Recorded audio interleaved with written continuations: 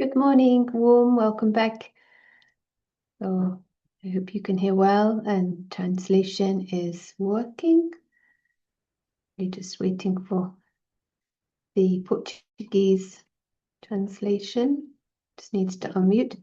We will start with a short sharing from Bapdada and Madhaban. Thank you. तो सोचो हर बात सामने लाओ, चाहे आत्मा, चाहे परमात्मा, चाहे चक्कर,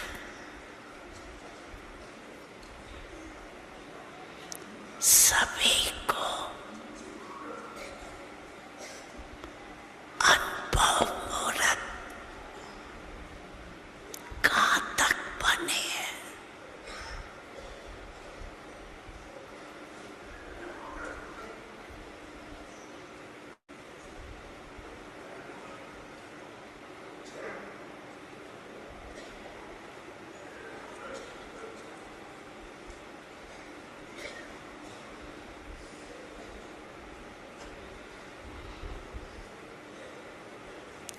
अच्छा,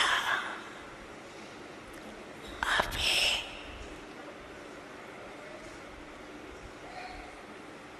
किसी भी परिस्थिति में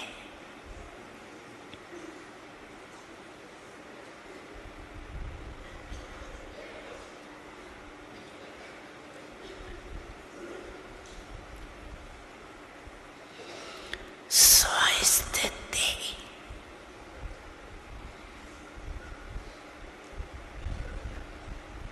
पर स्थित रह सकते हो।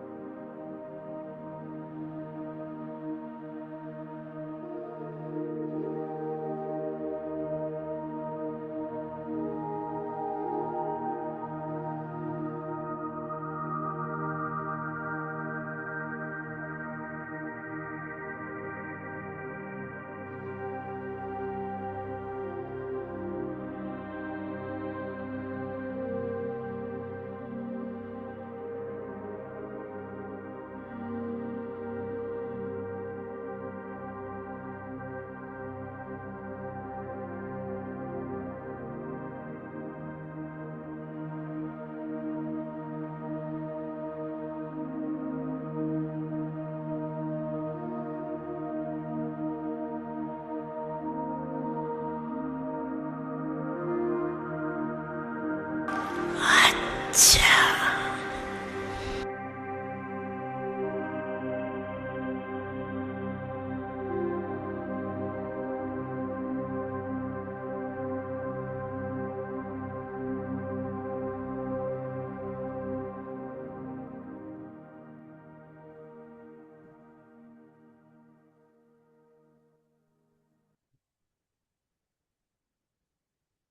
Welcome back. It would be lovely to hear your thoughts from yesterday. And towards the end, I really enjoyed this aspect. We have to use these studies and this research into reincarnation in order to become so conscious and, and experience disidentifying with one role and seeing that there have been many, and feeling that there is no fear. And I love this positioning. We are the being, the one separate from our associated character, is like the incarnate that reincarnates. It'd be great to hear your thoughts, and warm welcome to those who are joining today first time. Handing over to Prashant, and good morning. Very good morning. Yesterday, one thing we emphasized, taking the example of Emily and Lady Diana, that she's neither Diana nor Emily. The real person is bodiless. The actor is bodiless and playing a part. If your friend is acting as a dragon for 1 minute, that is a part just for 1 minute. You don't treat your friend as a dragon for the rest of his life. If you mix his identity with the dragon, even for 1 second, that is a second of confusion. Part is 100% separate from him. So also applies to the real our brother behind Emily and Diana. And this is not just academic. We are questioning our sanity.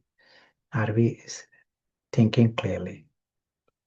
Are we treating others for the real person or lost in the world of dragon? And how are we treating ourselves?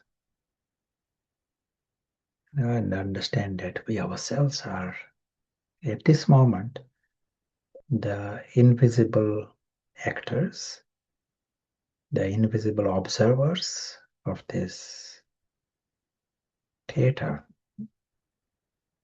And the parts are going to change, and they have changed. This invisible actor happens to be very lucky. All these actors, the truth about them is immensely beautiful. They are immortal, they are angelic, their world is with God, their life is of happiness, and region is of love. Beyond belief, their reality. Ordinarily, in the lives of people, there can be at least something going wrong. Something may need something different. Here, this invisible witness, he is lucky at every level. Every aspect is the best, and eternally. So this is like a grand truth. It is such a shame that someone like him is denying it to himself, this truth, by losing himself in this story. Serious confusion, and that is our service, to free ourselves from that confusion, help others become free. That is what we call purification. So let us start with few minutes of this experience and create opportunities again and again. So right now, the invisible Invisible soul is the invisible witness this moment. And how is he seeing this? He's seeing this whole physical world as a world of dolls. Separate world, not his world. Sees it as it is very short. Episodes to finish any moment. We heard the word ever ready. He is always ready. He is free. He is not dangling in that world of dolls. And parts change, dolls change, of course. That is the way the show is. If the show is long, there will be different dolls come and go.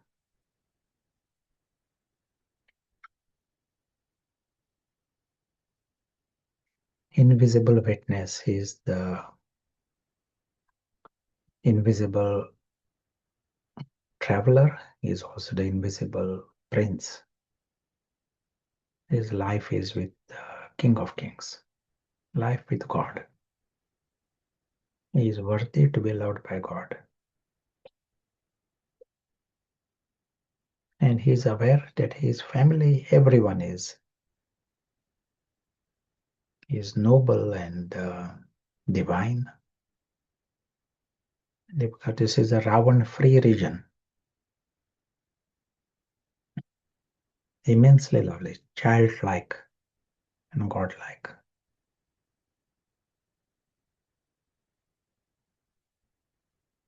And he knows, just to be aware of this, he creates light. Today it was mentioned, even for 1 second, Baba was underlining today, 1 second of this highest experience. Keep collecting the seconds. Glimpse, you're getting this glimpse of this. Ravan-free life. Ravan-free life is that clean and clear. Ravan is the only unclean factor in the equation.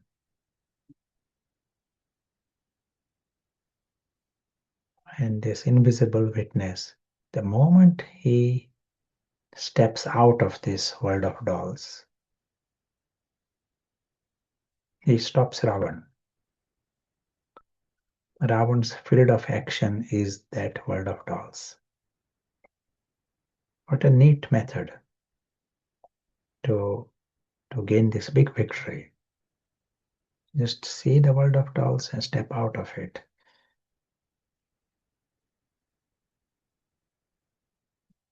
Thank you.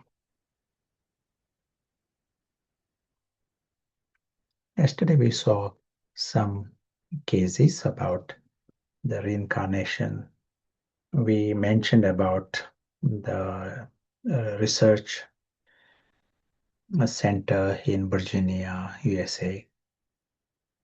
And the research scientists in that center, it is called Division for Perceptual Studies, they suggest one case, and that case is in America. And World War II pilot, they feel this is like a very good case amongst them for American, from the American cases. So he is now in his, now he's an adult, but as a child was remembering that life as a World War II pilot. So we are going to see a video of, it is a 15-minute video. We will post it and you will be able to see properly, but we'll see just a few parts of it, more often for interest, and then we proceed. So we will see this video now.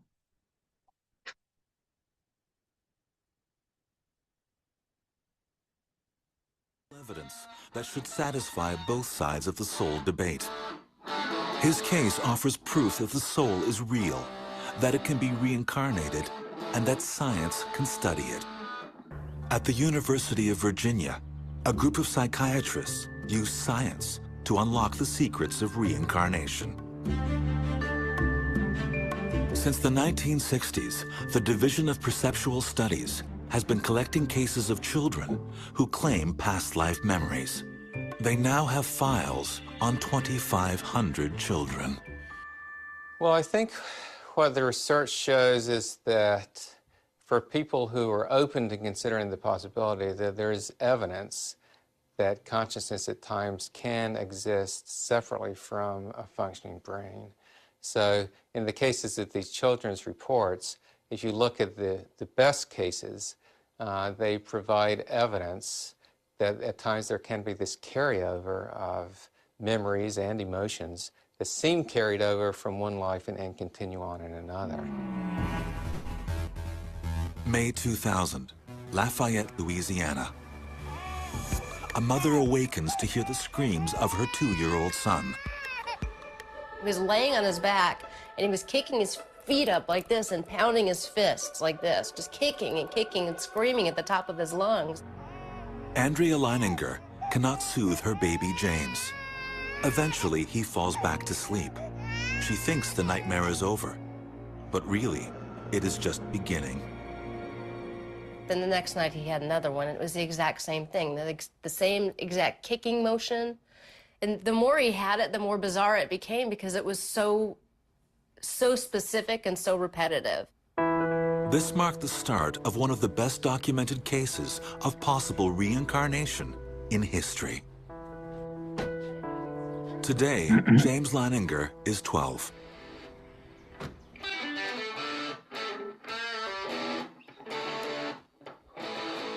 I play sports, baseball, soccer, go to Ascension Episcopal School. I have a lot of friends there. The other kids, when they were younger, say, I want to be a fireman, I want to be an astronaut, but I was always, I want to be a fighter pilot. I want to be in the Marines. Oh, you got some school pictures? Yeah. Oh, they came out nice. From the age of 3, James's parents began to hear stories from their son that shocked them. That their son was recalling things that connected him to a Navy pilot who died in 1945. They were skeptical. Bruce is an HR manager in the oil industry. Andrea is a former ballerina turned instructor. As Christians, they never believed in reincarnation, but they began to piece together an amazing story. The first clue came from the terrifying, non-stop nightmares that James began having at the age of 2. He was saying, airplane crash on fire, little man can't get out. Airplane crash on fire, little man can't get out. That's when I was like, oh my God, is that what he's been dreaming this entire time? What he was saying wasn't registering as much on me as what he was doing. He was flailing around in bed. And I remember the very specific thought I had at that point. This looks like The Exorcist. He was freaking out. I had this thought, he possessed, what is going on here? Within a year, the visions that greeted James in his nightmares began taking shape when he was wide awake. I was reading to James, and then he sat up and he goes, Mama, the little man's going like this. And he laid down, and he goes, and he did the same thing he did in his dream. He was kicking his feet up, and he goes, the little man's going like this. Ooh, ooh, ooh, can't get out, can't get out. And I sat him back up, and I said, who's the little man? And he goes, me. It still makes my hair stand up. And Bruce said, what happened to your plane? And he said, it crashed on fire. And he said, why did your airplane crash? And he said, it got shot. And Bruce said, who shot your plane? And he went, oh, the Japanese. James then gave his parents the next uncanny clue, one that was very specific, the name of a ship from which he says his aircraft took off. So I said, well, did your boat have a name? And he said, Natoma. And I'd never heard the word before.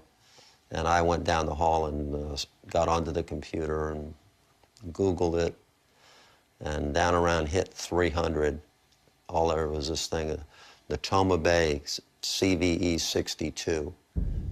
Clicked on it, and up comes this history of a World War II aircraft carrier. And so that was the beginning of what the heck is going on here. Standing there staring at this picture of this little, it was like an aerial photo of this little aircraft carrier in the water, and we're just stood there staring at it for a long time.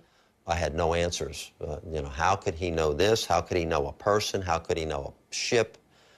And what did all this mean? So that was where I really just said, I'm going to get to the bottom of this. I don't know how I'm going to do it. I don't know what I'm going to find, but I'm not going to stop looking until I get as many answers as I can get. This was enough to send Bruce on an investigation, doing his own research. Over the next 2 years, he learned about the men from the Natoma Bay, both living and dead.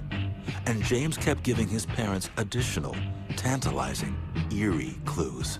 Well, I kept asking him, do you remember what your name was? Do you remember what your name was? And he always said James.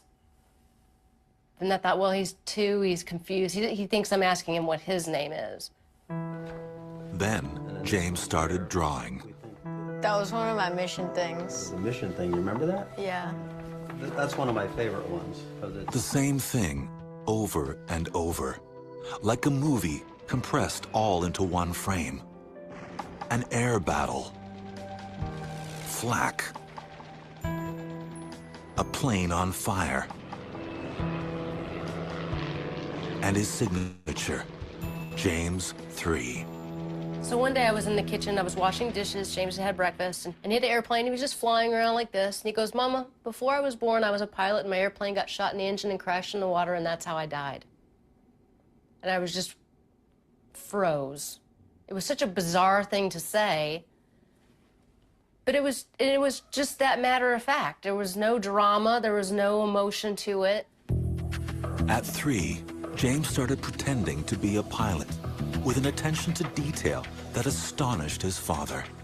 One day he dragged a car seat into the closet in my office, and he set up a little cockpit in there. He had a little play school console, and like it was going to be a cockpit, you know, and he's going back and forth. All of a sudden, the door comes flying open, and he comes rolling out of it. I said, James, what happened to you? He says, I said, did you fall? He says, no. He says, my plane got shot, and I bailed out. The next breakthrough came when Bruce was invited to the Natoma Bay Veterans Reunion. He asked about the names of men killed in battle. And this led him to finally solving the mystery of James 3. He called me on the phone and he said, you won't believe this, there's only one guy from Natoma Bay who was killed during the battle for Iwo Jima, and his name was James M. Houston Jr. And I said, wait, that would make our James 3. I was so excited. I'm like, that's it. I'm like, that's him. It's James M. Houston. His name is James. It's James 3. James Houston Jr., World War II Navy pilot. At age 21, on March 3, 1945, his plane was shot down over Chichijima. Now, the skeptical parents were sitting on compelling proof that their little boy really was reincarnated. This plane, the Wildcat, is the plane that James M. Houston crashed in.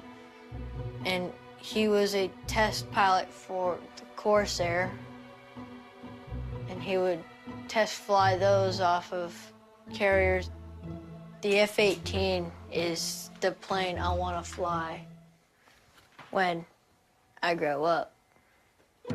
Since he was 2, James showed an unusual fascination for military air shows and an uncanny familiarity with vintage aircraft. His parents cautiously made contact with James Houston's only surviving relative, his sister, Anne. At first, she didn't know what to think about the little boy who claimed to be her brother reincarnated. But then, James asked her for a painting that only one person other than her knew existed. She sent this January 16th, 2006. It says, Dear James, I do hope that this is the picture you asked for. It is the only one of me done by my mother. I am sorry to be so long sending it to you. These past few weeks have been very busy and hectic. I hope you like it. With my love, Annie. James believed then, as he does now, that it was the dead pilot's soul asking for that picture. I had asked her for a painting that my past mother had done for her and me. This was in her attic for 50 or so years. My parents and she thought it was crazy that I would know about something like this. Anne, too, became a believer. And there were other, more chilling connections.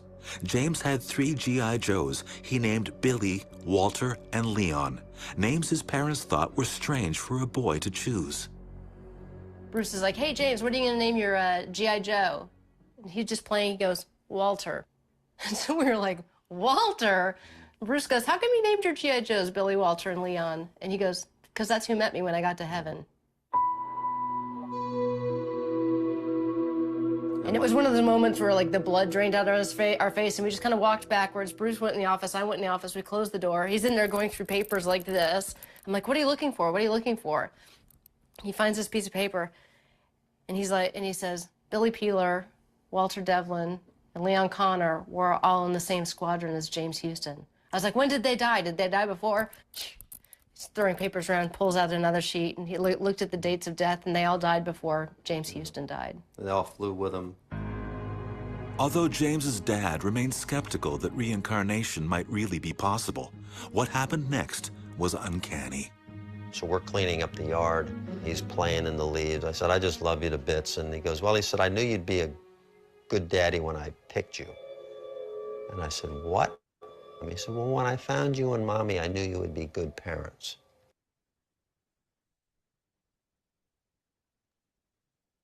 You want me to skip Prashant or finish? Oh, maybe we'll finish at this point. It gives us a fair idea about the, but you will be able to see that video later, the rest of it. Any questions or any thoughts on this subject? We got another short video to show. Win, want to speak? As hand is raised. Yeah, it's for the something else for labeling.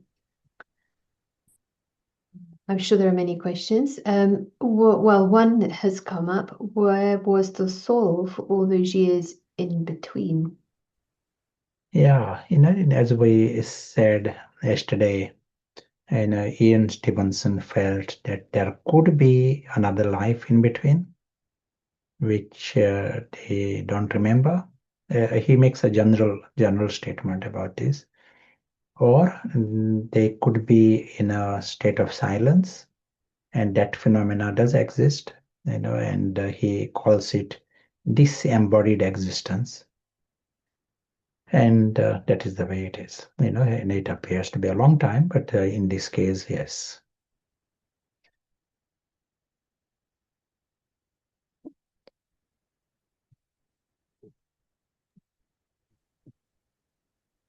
It's interesting when the mother said he shared at one point, very matter of fact, without emotion. And I thought that was interesting. It's almost the aim, isn't it, to understand fully, but then also it's almost like he's speaking about the last birth, third person, but even this birth, our own role is soul consciousness. Would you say that it's almost like this? We could see the present almost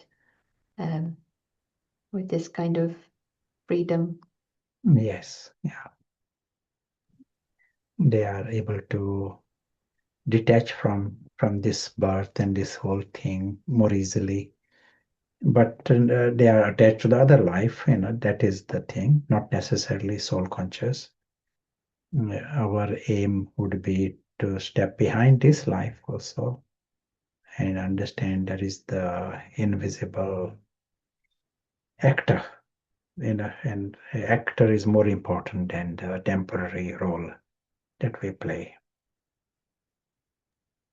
So there are a few questions coming in now. A couple of questions around, could you explain more about the disembodied existence and where the soul is when there is a state of silence living?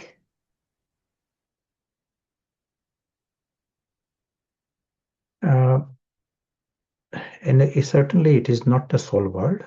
It is not the subtle vision. It is at this level. They speak of the region of experience of silence. So to some level they are aware of it, But that is all. They say silence. They were in that experience of silence. That's a common one. There are a lot of details around this which we don't hear from Baba because maybe it's not relevant for this time, but there are sort of many different things that go on between death and birth. Yeah, and also, since these are like the details that can distract us from the real, but broadly we understand, yes, there is a reincarnation, and there can be a short period of disembodied existence for some, but then better to stop there, and the real work has to be done first. The soul conscious state. Let us move to the next video, if it is okay. And, Yes. and this video is showing the story is like this. Two ladies in India, in nearby village, and they both died at the same time. And the soul of one came in the body of another, and that other lady woke up, from death. She had given a certificate of, the doctor had given a death certificate. And then she comes out of this and she says, just now I died somewhere else and I have come in this body. And it is very interesting to see that for the soul, the body is different, the brain is different, but she carries all the details of the other life. And she says, I don't know anything of this life here. Don't ask me. I'm not this one. I am the other one from that life. So this is a position, and these are rare cases where the soul moves from one body to another adult body. So we will see this video. Not all Dr. Pasricha's cases were born with memories of another life. In rural India, she investigated a case of possession, a dead person who appeared to survive by taking over the body of someone else. In May 1985, in the remote village of Sharifpura, a young married woman, Sumitra, had a seizure and seemed to die. Her father saw it happen. अंदाज doctor लोगों से लगाया, कोई आँख से नहीं, शरीर नहीं, पानी हो चुका था, और तैसे ही अंदाज दिया तुम लगा, तैसे ही लगाई लोग जा, और तक के बाद फिर ये सांसें फांसें इनकी वहीं चली, परिचय तब भई जब कि ऐसी बात आज गई भी, जो कि हम लोगों को नहीं किसी को पहचाना इन्होंने, 2-4 दिन किसी को नहीं पहचाना, तब हमने खुद बातचीत करी, तो कुछ खड़ी बोली आई, इनकी बोली में फर्क पड़ा, तो इन्होंने कही हमारा तो हम है नहीं कोई, हमने फिर के ससुराल मेरी दिव्या पर पियर मेरा हटावा, जो कहूँ बहु नहीं कही ससुराल पियर दे आए तुम, जका बात है. Sumitra insisted she was this girl, Shiva, a young housewife whose death was reported in some newspapers. Her body with head injuries was found beside a railway near her home. But Shiva had been murdered, claimed Sumitra, and her in-laws had tried to make it look like suicide. There was some effort to bring the husband's family to trial for murder, but there wasn't enough evidence to prove the charge. Shiva's father heard about the girl in the remote village who claimed to be his daughter and went to see her. The girl recognized him immediately and spoke in detail of Shiva's life. She convinced him she was his daughter. तो फिर थोड़ा हमारे आंसू भी आ गए, हमने कि जब इतना बतलाती, फिर उसने बच्चों का नाम लिया, सब पूरा अपना, उसके बाद जो है इस तरह से सब, फिर हमने उनसे कहा भी ठाकुर से रुके भी, तो दूसरे दिन हम यहाँ लेकर के आए उसे, जब यहाँ लेकर के आए तो मैंने वाइफ को जो था अलग बैठा दिया था, इसी मकान में थी जब आप आई थी, तो मैंने कहा जब उसने देखा तो उसे कोई यही नहीं दिखानी कि मम्मी कहाँ है, तो उसने कहा यहाँ तो मम्मी है नहीं, हमने कि देखो इन्हीं में बैठी और लेडीज थी सब, तो वहाँ सब औरतें थी, वहाँ बोली कि मम्मी तो यहाँ नहीं है, फिर उसके बाद में पिताजी उनके बोले मम्मी को देखो कहाँ है, इधर उधर देख के कमरा में पहुंची, अंदर हम बैठे थे, वहीं जाके मम्मी मम्मी कह के रोने लगी हमारे साथ। Dr. Pasricha checked Sumitra's statements against published accounts. The girl gave 16 facts about Shiva's life not mentioned in any press reports. Sumitra identified 22 relatives of the dead girl from photographs. 5 years after Sumitra allegedly became possessed by Shiva, we called unannounced at the isolated village where Sumitra lives. Sumitra agreed to talk to us, but made it very clear she was as certain as ever about her inner identity. अच्छा, ये पूछना है तुमसे सुमित्रा मैंने कि नहीं, सुमित्रा मत बोलो मुझसे। हाँ, अभी शिवा ही हो तुम? हाँ, क्यों? क्या होकर के इस दुनिया में जो पैदा हो जाता है, हाँ। वो क्या बार बार बदल जाता है बहन जी? अच्छा, नहीं पहले बदल चुकी हो ना तुम, इसलिए नहीं, पूछ तो रही मैं एक बार जब बदल चुकी हूँ, जब मैं एक बार शिवा हो चुकी हूँ, तो क्या बार बार सुमित्रा अच्छा, बन तो सकती तुम हूँ? अभी शिवा ही हो? हाँ, और क्या सुमित्रा बन जाऊंगी? तो सुमित्रा के बारे में तुम कोई बात याद है? नहीं है, नहीं है, वो मैंने पहले ही कहा, वो अब कह रही हूँ। शिवा के बारे में तो तुम्हें क्या क्या याद है? वो शिवा पहले के बारे बता में दी थी, जैसे बचपन से, हाँ, 2 बच्चे हैं, वो भी आप जानती हो। अच्छा, हाँ, जैसे खत्म हुई थी वो भी मैंने बता दिया था। Dr. Pasricha also found evidence of changes in personality and behavior. Sumitra, the barefoot village girl who never went to school, has become more like Shiva, the educated daughter of a school teacher. After the changeover, she started wearing a sari in a different way, very dignified way, and also her chappals, sandals she'll put on, and she started addressing her husband also in a different way.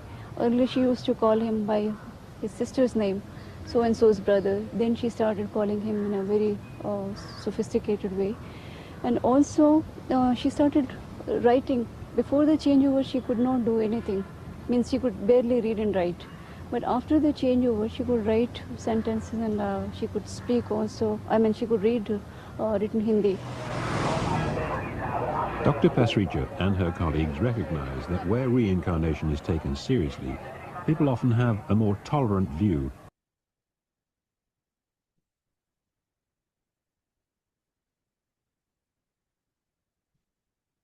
I just wanted to show that one case of changeover in an adult. And just one case of this kind, is giving a clue, where the memories are, because there is some ongoing discussion that goes on. Are the memories in the brain? Where are the, which nerves and which part of the brain? This case shows not only the memories, the mannerisms and the style and the language and the accent. It is all in the soul. So that lady who is having one culture, like there are many subcultures in India, so at one culture there is a one style of speaking and mannerisms. So she says the body is the same one, brain is the same one, but she's speaking different style and a different language, different accent, and remembers everything of the other family. And in this case, it went to the court also, because she was saying that those children are my children. So I want those children with me rather than the husband. And in the court, those children said, she's our mother. Even though the body is different, so her relationship with them was with such confidence, and the soul is the same, that children told the court that she's our mother, and she was allowed to have the children. And Patricia is working with Ian Stevenson. She's the parapsychologist based at that time based in Bangalore, Wali India Institute of Medical Sciences. And so they follow it up every few years to see what is happening. Yeah, excellent. So it will be nice if you want to add anything, or if you want to say anything. we'll have some questions. Yeah, fascinating. Just one question. These memories are evidence of reincarnation. Can they be a benefit for the person who is remembering them? What is the purpose for the soul if it's still connected to the past identity? Yeah, as was said yesterday, there is no benefit. Only on the contrary, there is disadvantage to remember. So the large majority we don't remember, and even if they remember by the age of 2 years, so at a very young age, we forget. In very few cases, that memory continues up to the age of 6, but then they forget. So it is good to forget. Then we can carry on with the new life. Otherwise, they don't settle into this new life if they remember the past. But we are using that information to understand about this subject, but also about the soul. In this specific case, where did the soul of Sumitra, the First Lady, go if the Shiva soul took over the bodies? It obviously moved into its journey. It may be another birth. Yeah. Are the souls with trauma in the disembodied silent realm that Ian Stevenson referred to, or are they looking for the next body in that space? Some of them are aware of it, so they feel that they make a decision where to be born, so some of them have that feeling of, but they are in silence. They are not thinking of reincarnation most of the time. Found it interesting, one comment that maybe because it was untimely death at 21, and maybe he kind of stayed in that silence until that life would have more naturally finished if the plane shoot had not happened. Just speculation, but different ideas. Yeah. And one thing he said, did he say he met the other three that were his colleagues, comrades, when he went to heaven? Could you explain what he means by that? No, those are all.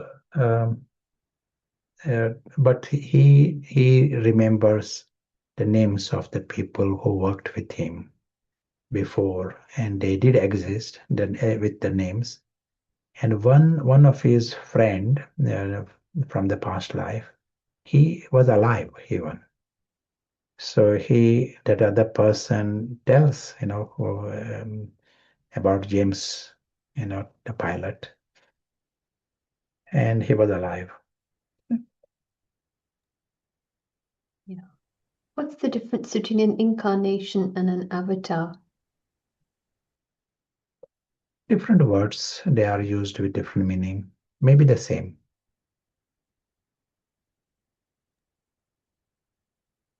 Is it more common for some young people to recall past lives with specific details than a mature person? As we know, the memories are more alive early on, and in their own way, they talk about it at a young age, and sometimes they forget, they are not interested sometimes to speak of it. Sometimes they are in the mood to speak about it. And then as time progresses, the memories fade in everyone. They may still remember vaguely, but they fade. It's like getting overlaid by the next story. Yes. If Shiva, who is in the body of Sumitra, was allowed to have her children by court order, Does it mean the Indian law recognizes reincarnation as a fact? No, in this case, children have the option to decide, and there is some kind of a flexibility. It looks like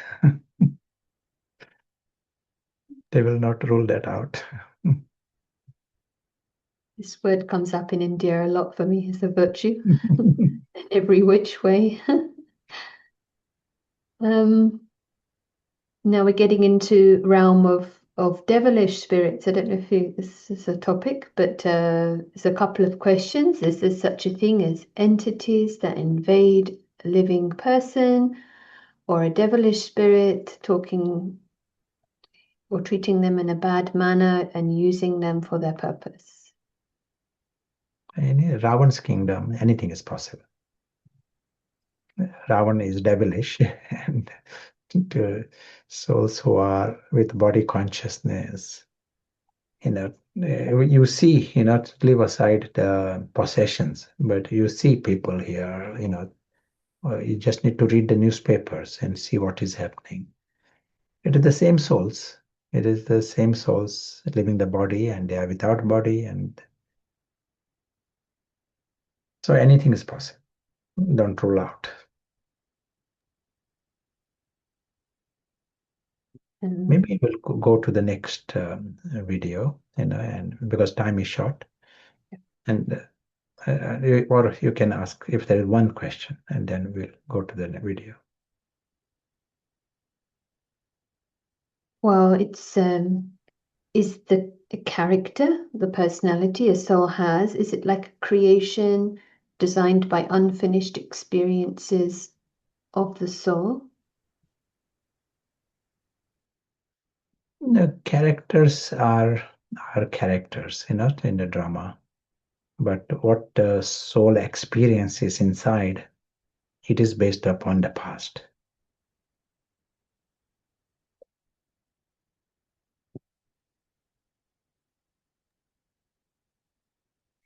So we'll come to the video now. And this video shows injury from one life. We see its evidence in the next life. So that is the interesting part of this video. Professor Stevenson has studied hundreds of birthmarks and birth defects in children who claim previous lives. I'm particularly interested in a collection we have about 15 cases where there are 2 birthmarks corresponding to bullet wounds of entry and exit. And forensic pathologists know that nearly always if you shoot somebody, the bullet wound of entry is small and round, and the bullet wound of exit is large and irregular in shape. And that's the way our birthmarks, in about half of these cases, they correspond exactly that way. This boy was born without a right ear, but with memories of the life of a man who was shot in the head. He remembered the previous life of a peasant farmer, this was in Turkey, who went to sleep at the end of the day in a pasture, and a neighbor came along hunting rabbits, and in the twilight mistook this sleeping peasant for a rabbit and shot him with a shotgun at point-blank range. We were able to go to the government hospital where the wounded man had been taken, and there we found a report showing that he died about 10 days later of hemorrhage in the brain. And this boy had memories of this man's life and his death. The skull of a Turkish miller killed by a blow to the back of the head with a flour shovel. This picture is from the official post-mortem report. Later, a child claimed to remember the miller's life.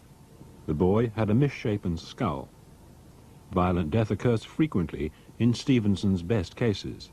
He speculates that the trauma of such a death may cause it to be remembered.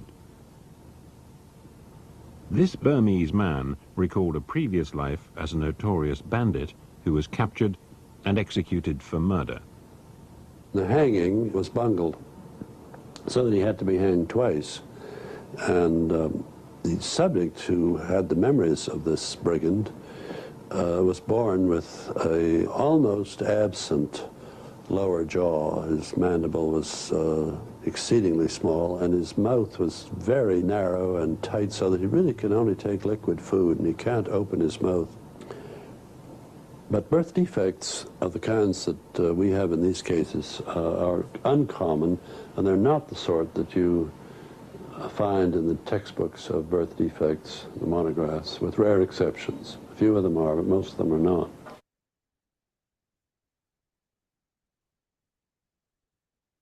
So Ian Stevenson has got a book, and this book is called Reincarnation and Birth Defects. And that is, in that he shows hundreds of cases of.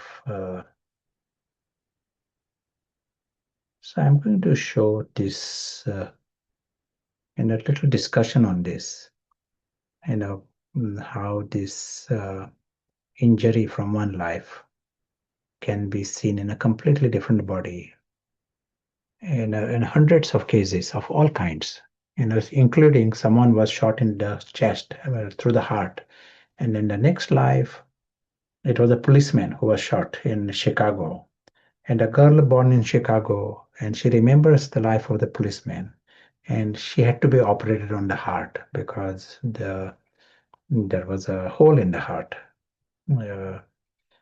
So here, this is one case where in one life he lost the fingers, in the next life he is born without exactly the same fingers. Another case, a person was hit on the head, in the one life died, next life he is born with the scar, the same place. You see here, the other life he was a relation, he is born within the family.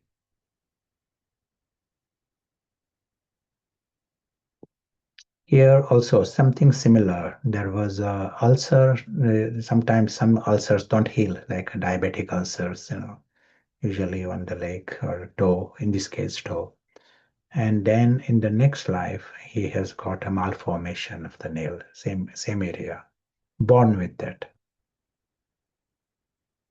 Now, how do you understand this? How to explain? So here we are showing a person dies to one body, and then he is born into a other body, small child. But the only common factor is the soul. And we are saying that all the functions, cognitive functions, go with the soul, including impressions. Impressions made, like if you lose your money, some wallet, it is on your mind. It is something similar. So if he loses the finger, it is on the mind. Here is a small accident. Let us say in this accident, he loses the fingers, but also dies. So now you lose the finger, you lose your wallet, it is on your mind. You lose a finger, it is very much on your mind. So that F shows impression in the soul. I'm without fingers. And that impression goes with him, even though body is not there. And that impression influences the embryo. We are seeing how the soul has so much influence on the body and actually creates the reality in a completely separate body. The second case with the injury to the head. So he carries that impression with him. I got an injury on the head. And that impression goes with him, with the soul, and influences the separate body, the different body, and creates the injury. Third case with the ingrowing toenail, and it continues, impression goes, and especially the last moment. These cases show at the last moment what is happening in your mind. Do you feel that is most dominant for you? I got an ulcer. It is not healing, ulcer. And say that impression goes with you. I lost a finger. That impression goes with you. Now, if this is case, it will take all our impressions. Social life, because soul is carrying the impressions. Like here, body lose the fingers, you carry the impression. You lose the wallet, there you will also carry that impression in the soul. So here we are giving another example. Person with a lot of money, and especially attachment to his money. What will be his last impression? Do you want to tell? All his life he's very happy. Every day he's counting the money, so it is increasing. So more happiness. It is like a happy person, intoxication. So if he is to lose, if he is to die, what will be his last impression? Do you want to tell? You might have just given it away, but no, that is not his plan. It is my money, No, I mean I think you gave the answer away. Oh, yeah.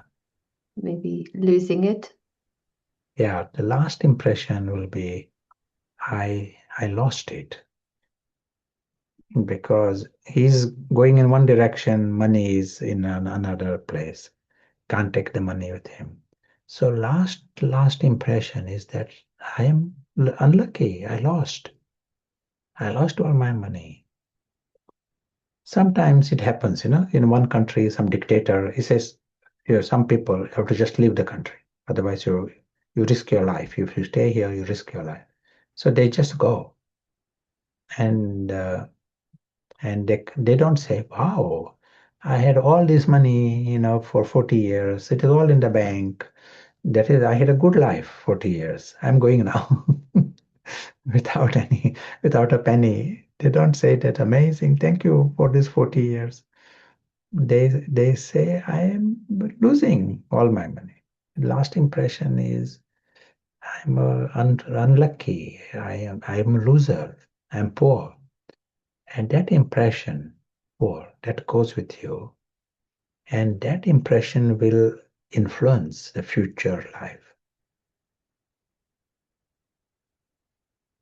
And there will be, the psychic factors influence your life. You maybe will, all education, everything is there. But the last things become unlucky. Another case with lots of children, about attachment to children or attachment to people. The last impression, I'm losing these people. More the attachment, impression will be opposite. I'm without children. And that impression will go with you. And that will influence the future problems in relationships. More the attachment, you invite this opposite factor,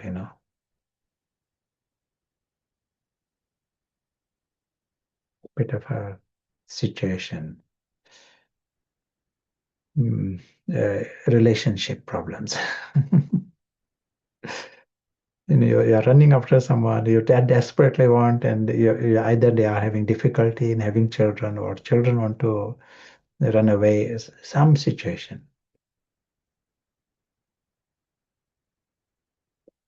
Now let us come to the present world, especially Christmas time. What is happening during Christmas time? Attachment to everything, not just shopping. So attachment to so many things.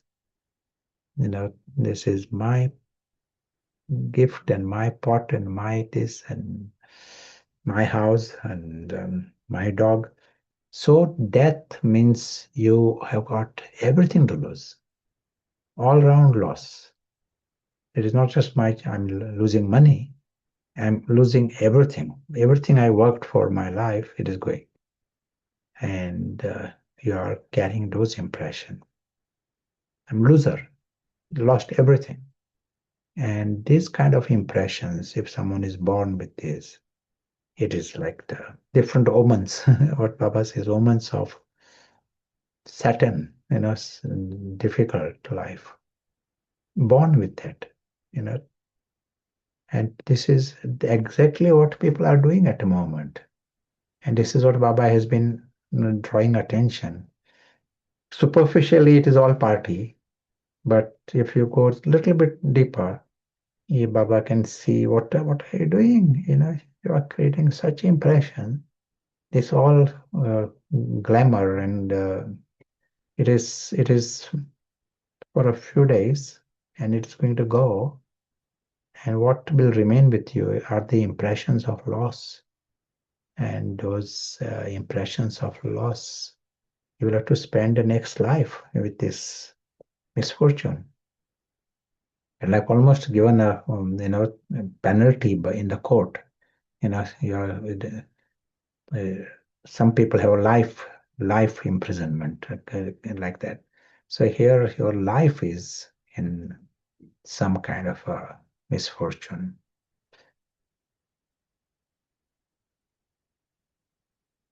Verdict on future life. And we do this to ourselves. So how can we change this? How can we create a great future, positive future? We hear these words, no? Detached observer, soul consciousness, be the invisible traveler, invisible guest. Soul consciousness means this, and that zero attachment to this. That's why we are saying incarnate. That is story world. That is not your world. You are separate. You own nothing in that story, not one atom, and you lose nothing. Start with 1 minute, but it will grow.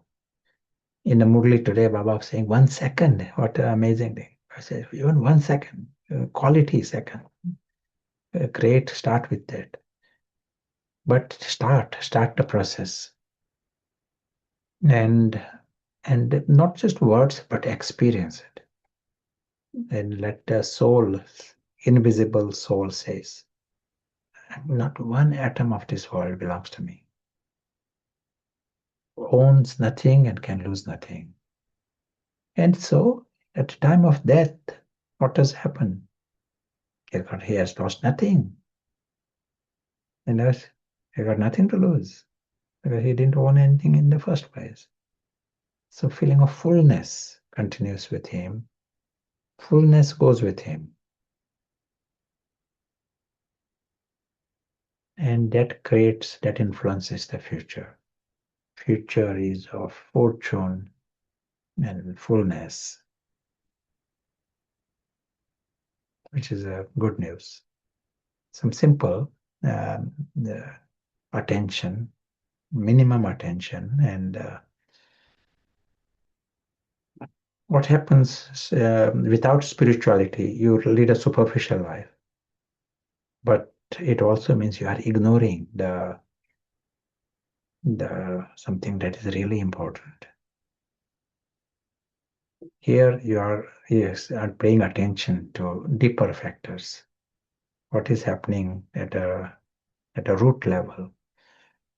And knowing is not enough. There has to be reminders, and we need to create this minutes, again and again and again. Why? Why do we need to create this again and again? Because the old pattern is going on again and again. Even though you have the knowledge, mine, me, that is going with the full speed. In spite of knowing it, we are still in the downward spiral. In spite of knowing, we still create more attachments in this sinking boat. So we need to become, and if someone understands the importance of this and really grinds it in, that he doesn't own one atom in this world, this moment he is that invisible traveler, and he has his journey. His world is alokik. Not this story world is not his world. Not one atom there. And this role also is part of that story world.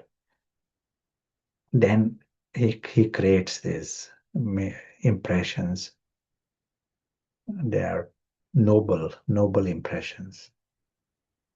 Now let us come to another aspect within yoga. Baba emphasizes this soul consciousness plus remember God. So what happens in this practice? We are showing the symbol of someone who is soul conscious and someone who is also aware of the company of God, that invisible, we said invisible traveler is the invisible prince. He belongs to the King of Kings. And he is aware his world is eternal. It is not just a meditation experience. He knows that is his reality. And he knows silently, everyone is lucky. He is lucky. He knows the extraordinary truth of everyone. They may not be awake, but he knows their truth and silently knows. And he knows the story, but that is a story. That is, whether there is birth and rebirth, and that is all a separate world, story world. He wants nothing there, he loses nothing there. So what does he experience during life and at the time of death? He experiences fullness, because that alokik reality is a positive universe. He experiences fullness. He is happy. There is peace. There is contentment. He doesn't need any gold from that story world. It is like a confusion to go in the story and start claiming things. One must be seriously confused. So he knows that not one atom there, he doesn't want anything from there. But his idea of his world, he feels his world is full and his world is complete. His world is perfect. He knows he got the best. He feels he got a best home, best family, best father, best self. Every level, the best, not second best. He silently knows he is lucky. And his world is of love. And we said it is a positive universe. And it is a world where there is harmony. All are divine beings. And everyone is worthy of love and loving. In a world of happiness. This is what he experiences. And he knows that this whole thing is so secure. No one can change it. No one can interrupt. There is not a feeling that suddenly things can change. Now, suddenly there can be some, someone may die, and no, the whole thing will exist forever. Deeply aware that this is a timeless reality. As he experiences, this is what our idea of yoga. So what happens? He lives with these impressions. He dies with these impressions. He carries these impressions with him. Not just perfection, but perfection, fullness, that everything is complete, feeling of being lucky, feelings of immortality, feelings of being loved, and feelings of harmony, positive world. prosperous, overflowing with the best. Everything is the best. Now, if that is the impressions with which you die, these are the impressions with which you are born, that is what will influence the physical reality also. Physical world is a reflection of what is happening at the subtle level. And you become lucky. So today, Baba said, be ever ready. There things can change all of a sudden, and you get these impressions in you over a long period of time. So you get a experience, a 5 minute great experience. Let me relax. That's good, but more you drum these impressions in you over a long period of time. Its effect will be for a long period of time, for many births, through the cycle. You will be lucky through the cycle. So when we hear this expression, win over the mind, you win the world, means you use the mind in a highest possible way. Ravan is not using the mind, you are using the mind. Angel is experiencing his world. Then it means you are master of the mind. You win the world. It means you are lucky through the cycle. Matter cooperates. World of matter cooperates. I will stop here, and I don't know if it is time for, but we'll create some time for questions now, and then we'll be taking break. Thank you. I think what's been shared is quite, in a way, quite dense. Each one of these needs a lot of reflection, hearing it again about the impressions, but it's so interesting. Yeah, the questions were from a little earlier, but connected to this, it seems to show how closely the sanskaras and karma are connected. Is that correct? Yeah. And yeah, this is a question for me. Does this explain why we go down the social hierarchy? Because the last impression is of lack, loss, missing. Yeah. As we are going down the spiral, so that is what is reflected in the social hierarchy.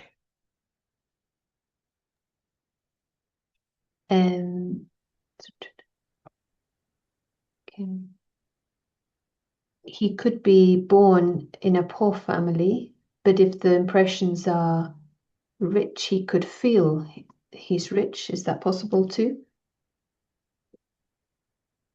Inner richness is independent of outer life. Yeah. So at the present time, for example, people choose to lead an outer life of simplicity, but to make the inner life that is very rich. I'm not sure if I understand this question. See if you understand. So the impressions are internal and invisible and exist before the character, before the personality. Understand the question? Yeah.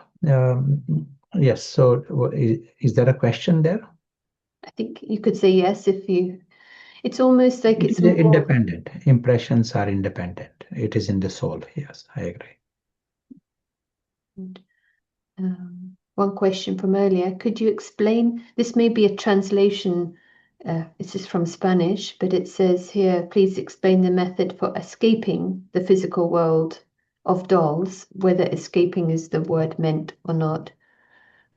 But we want to detach, which means not identify, Just as someone may be acting in a drama, he has to act. He doesn't want to run away from it, but he doesn't say, I am Cinderella.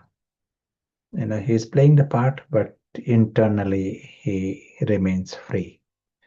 Free may be the better translation. Yeah, this may be what was meant. Not always easy to know. So if the last impressions of a rich inner life will be born in a higher social status, or will it be lower because of like entropy? And no, here we are in the phase of going up the spiral. Every second, why Baba is asking, every second come into this experience. During that second, you are going up the spiral. Every minute you are creating time in this highest consciousness. Soul consciousness is the highest consciousness. If you are doing it accurately, not just seeing the soul, that is not enough, but soul is seeing. That is the practice. And you're going up the spiral. Our part is connected to our sanskars and our karma. How should we think or feel about the part we play? Just pure detachment, or is there something to learn from the part? It is just a part. We learn it from everywhere. We learn from someone else's part also, and we learn from stones, and we have to learn from everywhere. But that is just a part. Even to say my part, that is, it may be language, but not to feel. It is something, any extension of you. It is a part, it is a story.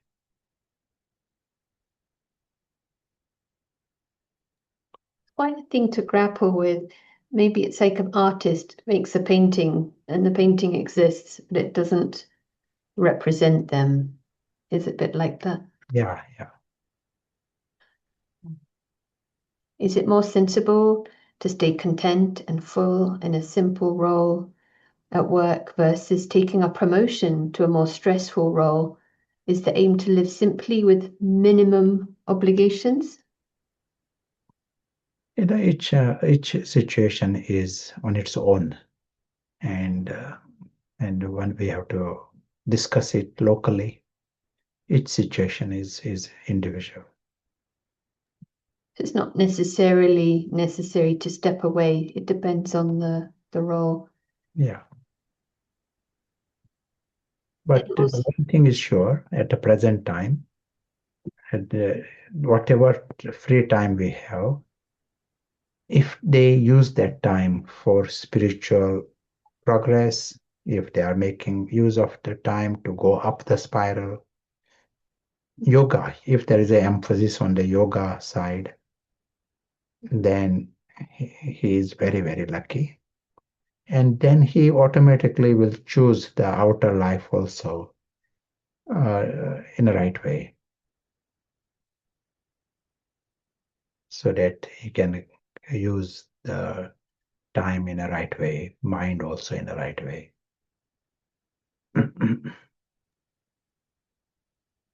The main thing is the main thing. It will be a guide.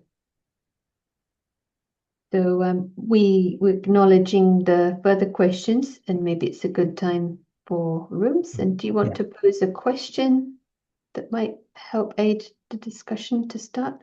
Yeah, so we have understood this whole subject of our journey. What kind of impressions we can create so that we create elevated impressions last moment, and what can we do so that the last moment are the pleasant and positive and fulfilling, and that your noble impressions are created.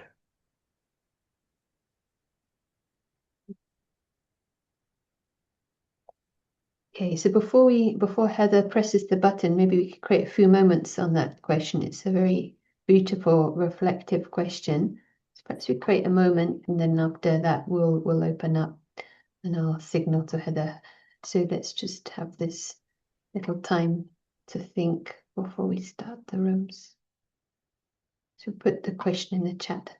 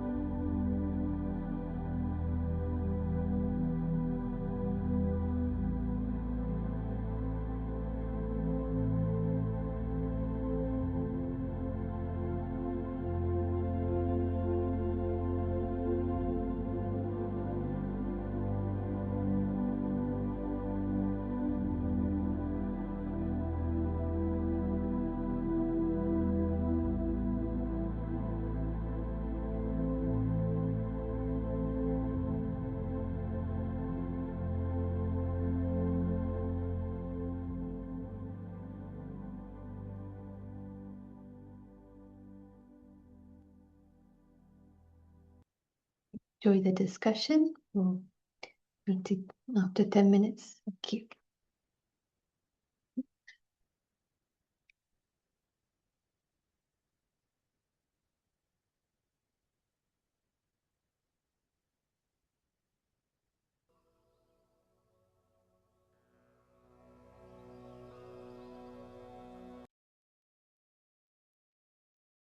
Welcome back. Let's get just another pause there, and we'll be also joined by a guest from France. Let's take a moment first.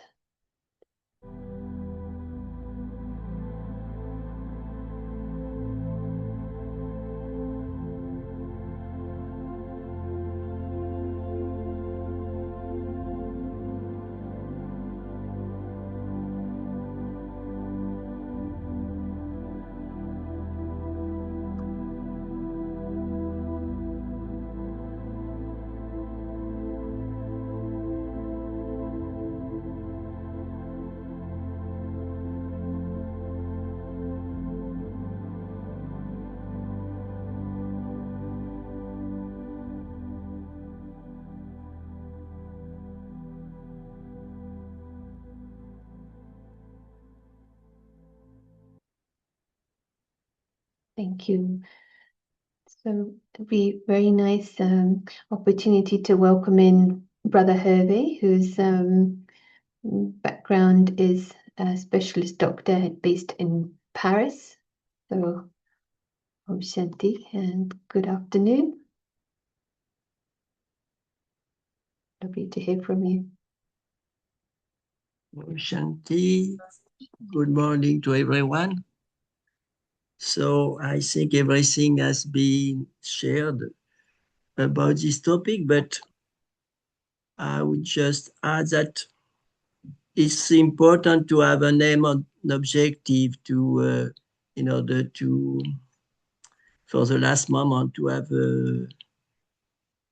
beautiful impressions, because on this same of objective to come to get close to its perfect form, I think it's important to keep in mind this objective and to move forward to be able to attend, in order to attend this aim. And also, as Prashant already said, I think understanding is not enough, and experience is necessary, and it's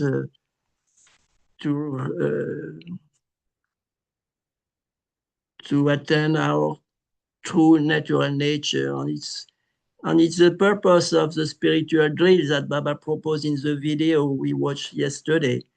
In a second, experience the incorporeal level and stay in this experience for a certain period of time, and in 1 second, experience the angelic level. If you have this discipline, as brother said during the sharing, I think the last moment will be nice, and So it's important to stay most of the time in this soul conscious stage. And at that time, at that point, we have no desire, no expectation. And you live in the present moment. You are aware that you are lucky because we are child of God. We have the company of God. So we see that we don't have no desire to grasp something from this material world. You are above, but it's the spiritual exercises on a regular basis is important to not to be caught up in the different things happening in this world. So, because sometimes we understand that we are invisible actors, we still have questions about the role of others. So why did he do this? Why did he say that? So it's why I think the spiritual exercise proposed by Bab Dada are very important and take time to do that. Thank you. Thank you. Lovely to hear from you. Each person shares, gives a new angle and a new insight. Having the aim in mind, and today the word clean and clear.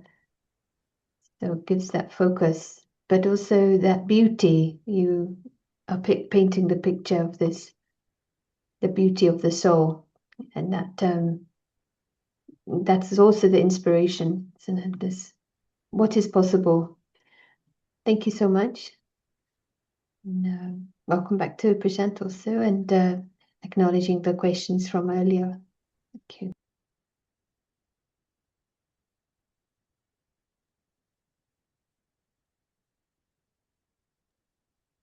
And thank you, Harvey. And as was mentioned, so nice to understand this beauty of the soul and natural fullness of the soul and the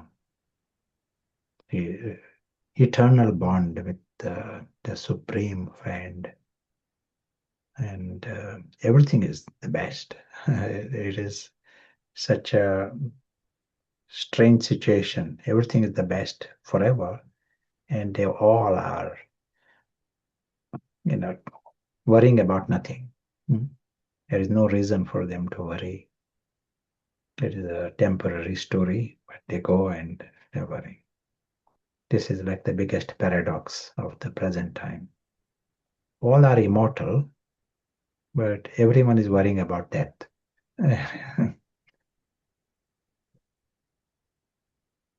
Yes, we're happy to come to the questions.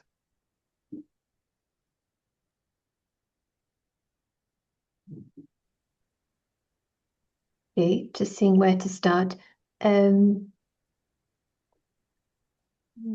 Why does the cycle repeat? Is it because we don't clean the memories of the vices or the lower vibration? So after Sat Yug, the age of truth, they start to reappear? A cycle repeats. That is the only way the physical reality can exist. A cycle doesn't repeat means there is no film to experience, and there is no physical reality. So this is the option we have, either come in this world, but it won't be a static world. It will be a changing world, and the change happens in a cyclical way. That is the way it is. Film is like this. That is the way the world exists. Maybe a connected question from the Italian group. So we are living in a confluence, and this is our last birth, cycle will start again with the golden age, where only the awakened souls will be able to live. But where will the other souls who've not yet reached that level of purity go? Yes, sure. I'm going to draw some sketches. And the famous sketch that I often normally draw, and that is to remind us that our world is the home. That is our world. That's where we have a right. This, what we are dealing with here, the physical world, it is not our world. It's a story world. It's a temporary world. It's a foreign world. It may have a form of a cycle, or it may have something else, but it is a foreign world. And we come in this foreign world for a short time. We return back to our world. So your question, what will happen to everyone else? To go back home, everyone has to be 100% free from all the bondages. No one can go home with any luggage, any bondage, not even in thought. Such is the story. You have to be 100% clean to go back to the home. And we either become clean with our effort, understanding, be becoming sensible and realizing this is not mine and drop it, or we drop it with pain, and in a painful way, destruction, everything is taken away, and then one is learning, yes, it is not mine. So we all will have to learn one way or the other, and everyone returns home.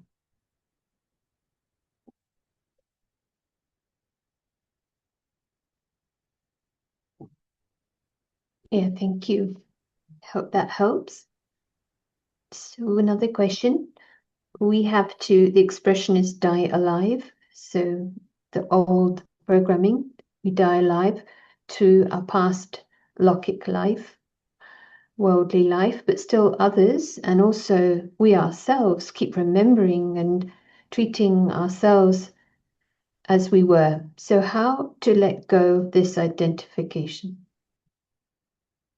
Yeah. And this whole, in different ways, we are discussing this subject, and in more detail, we discuss the subject. What is happening? We are not just dying to the role, we are dying to Ravan. We are dying to the ego, false identities.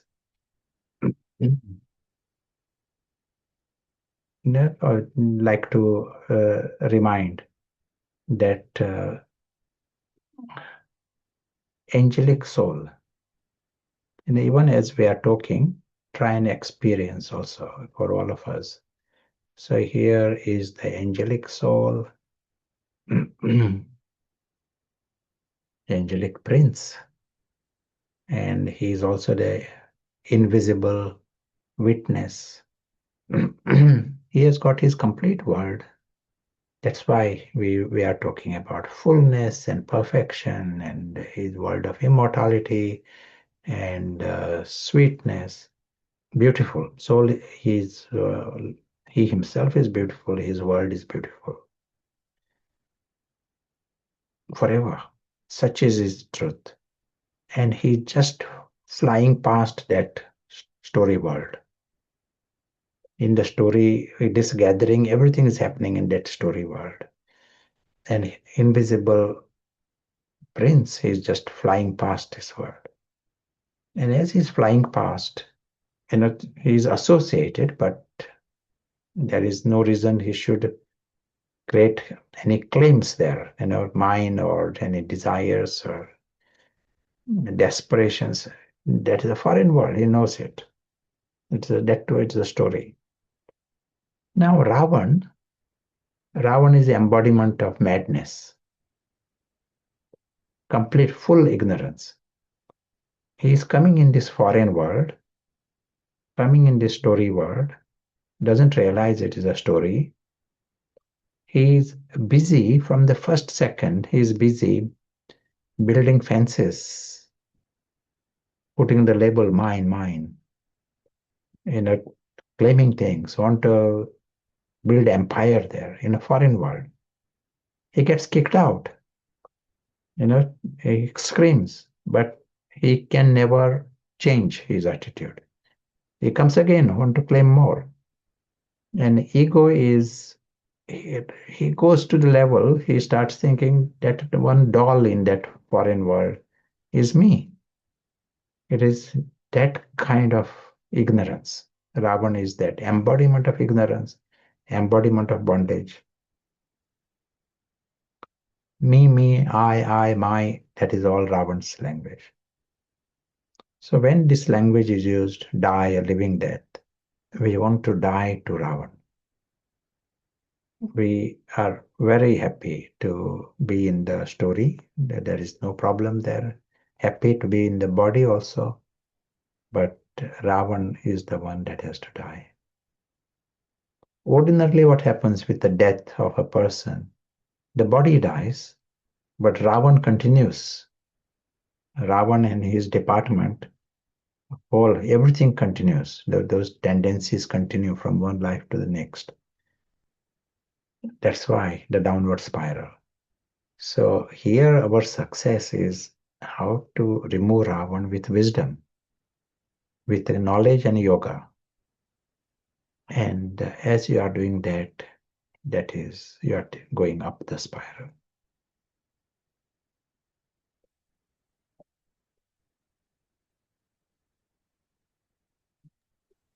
More the clarity, some of this, once we start the process, you continue to make Ravan weaker.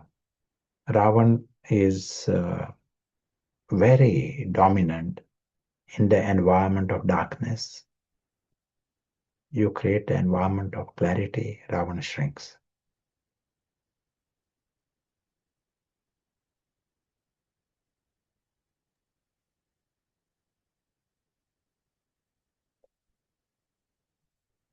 And do you think, we get the experiences of full clarity, unmixed, and then we might go back to that mixture, and then we can again create a minute of complete clarity? Presuming this is the process of purification, where yoga Yes. with perfection, and the destination is also that stage. Yeah.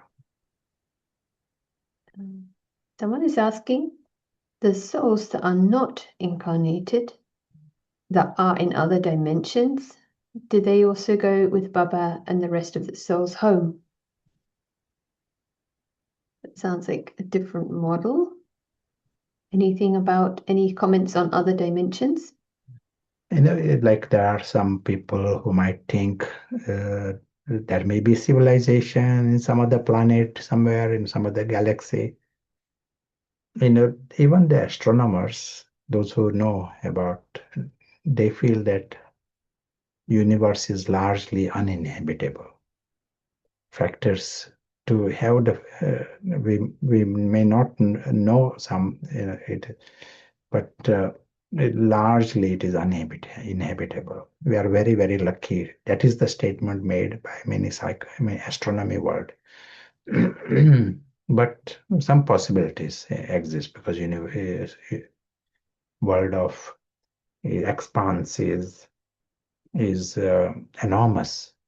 Galaxies, it is enormous. But the knowledge says that the planet Earth is the center stage. This is the drama world. This planet Earth is the center stage. And whole drama happens here. Souls come, and everything else is around this center stage. So in the past, people thought Earth is the center of the universe, and everything else is revolving around. Then civilization changed. We said, no, Earth is not the center of the universe.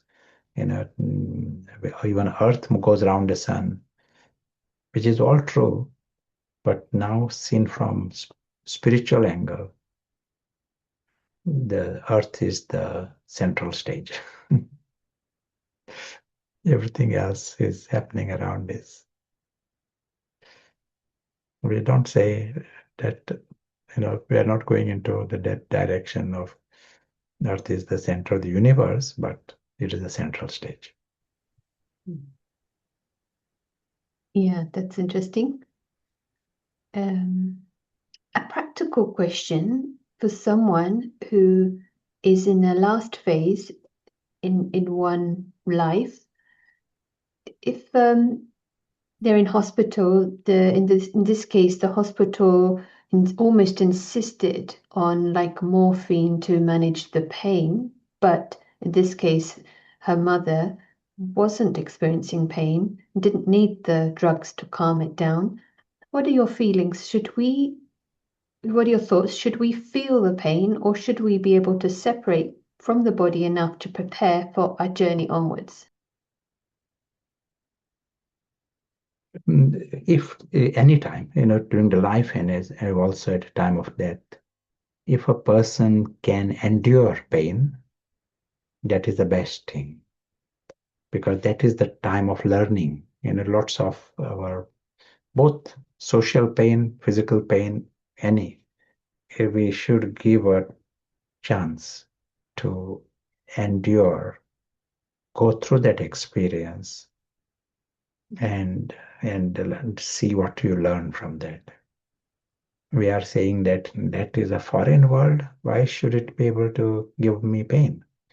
That gives pain only because I have created bondage. So create clarity in the person who is going through that journey. Create clarity, empower them with knowledge, so that they understand why they are going through that experience, and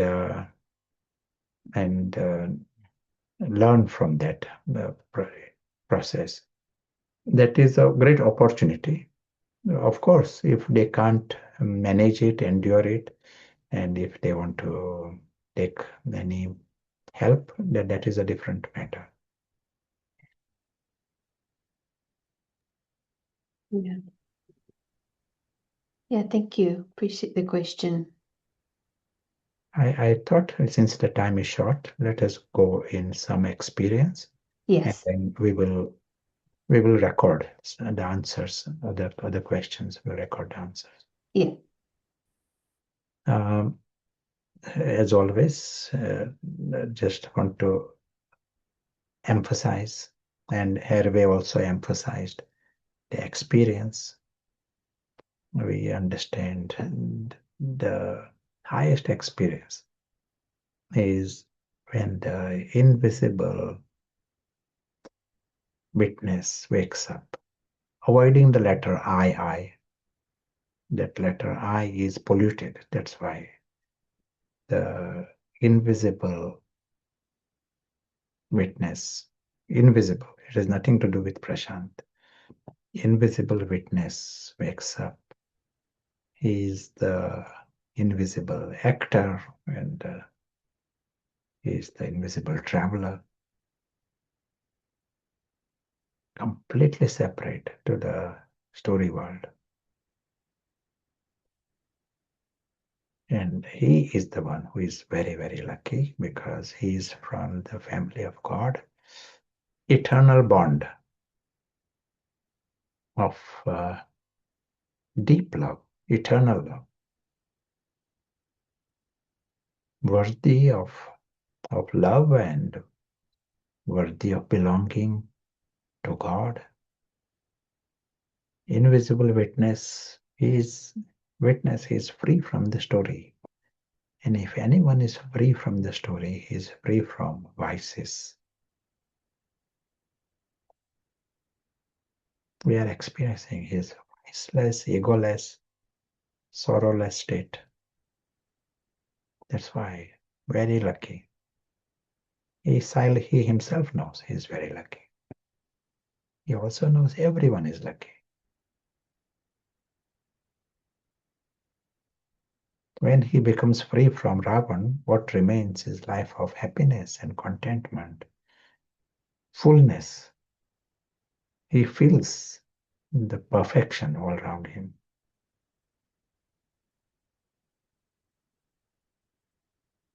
Perfection, greatness.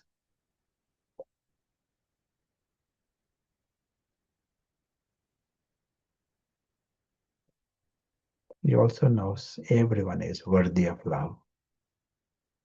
This region is divine. Everyone is divine and all are worthy of great respect and great love. Great respect if they are viceless, egoless, angelic.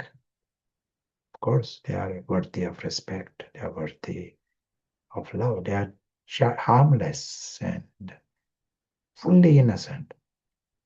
If anyone is so secure, they are innocent, childlike, and they are godlike.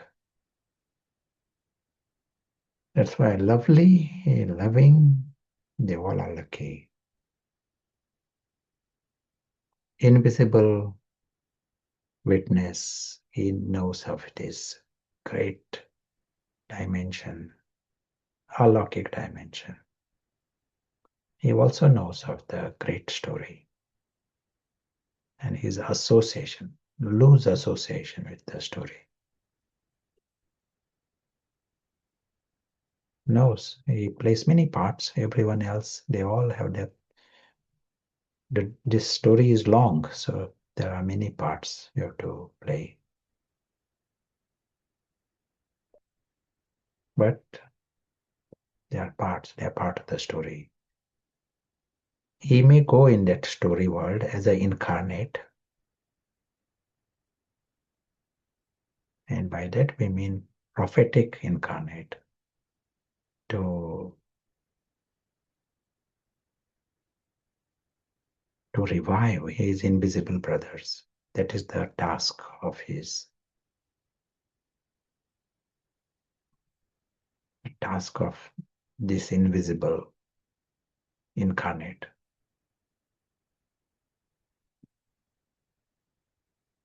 Just he is seeing this great truth, that itself is enough. His vision, his attitude, and his awareness, he remaining conscious, is enough to create light. Thank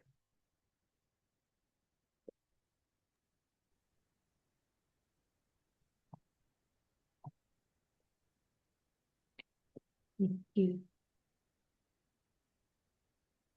We're going to finish with some words from Bapdada, and we begin soon. Thank you all so much, especially translators.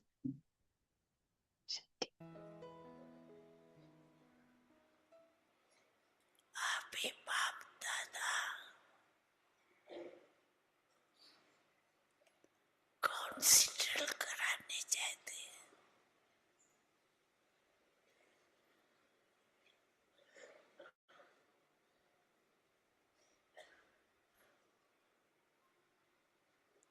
एक second में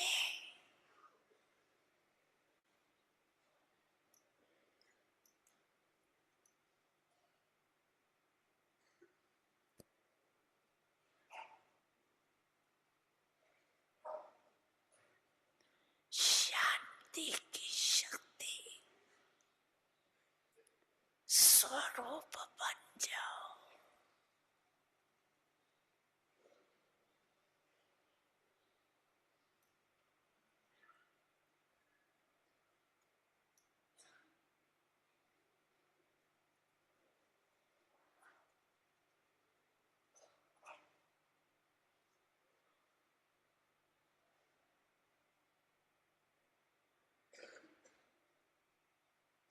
एक अगरबत्ती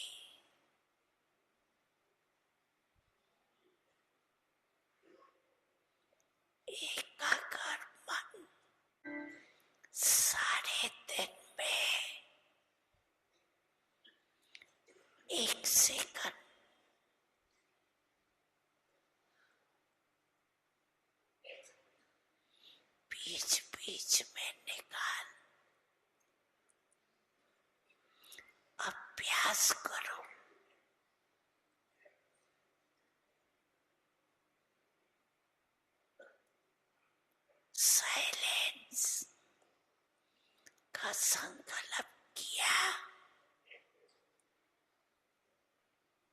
और स्वरूप हुआ।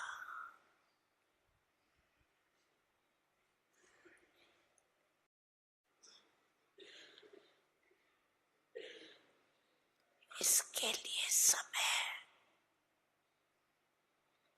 की आवश्यकता नहीं,